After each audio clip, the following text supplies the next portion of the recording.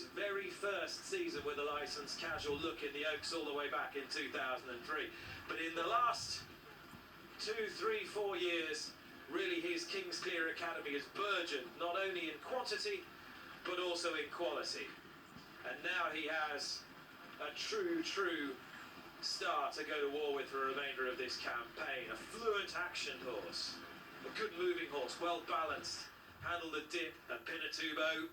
Yes, he didn't sparkle like he did as a juvenile, but he ran a respectable race. And we'll talk to William Buick about how he felt. Movement that a lot of racehorses do from 2 to 3. This horse has been beautifully produced. And his win today emblematic really of the way in which the trainer has begun the season. And albeit that it is not a roar, there is a decided ripple of applause from the handful of people here today at Newmarket show. And his wife and family will be watching on with great pride, because they've supported this race through their Kameko holdings with great passion down the year. Utterly extraordinary circumstances. Has any victory in your career given you quite as much joy as that?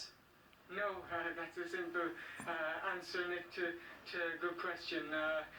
I've never won a classic in Britain, and this means the absolute world to me, for everyone connected with this horse as well.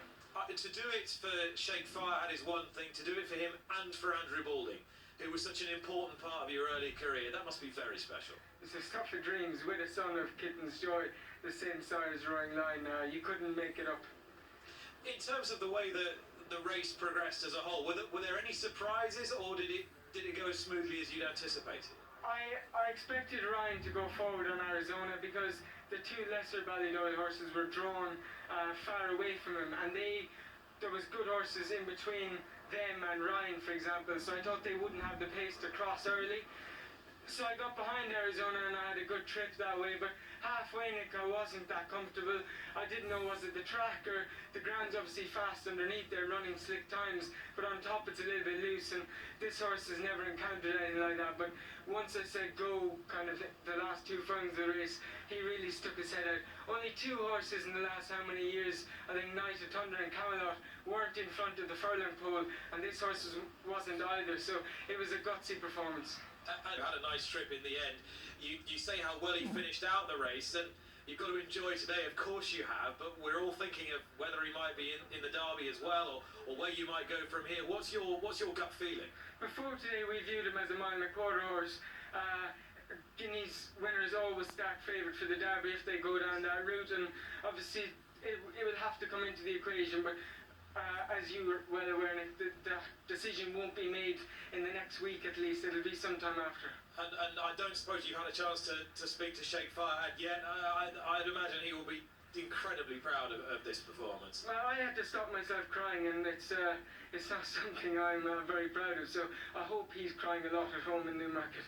I think you've shown every... But then someone brings it up 10 years later, that little child crying on television. I think you've won so many admirers the last few weeks, especially the way you've communicated with everyone. It's been absolutely fantastic. Talking of communication... Wasn't a crowd to be speaking to, but no, it's an unbelievable feeling, Nick.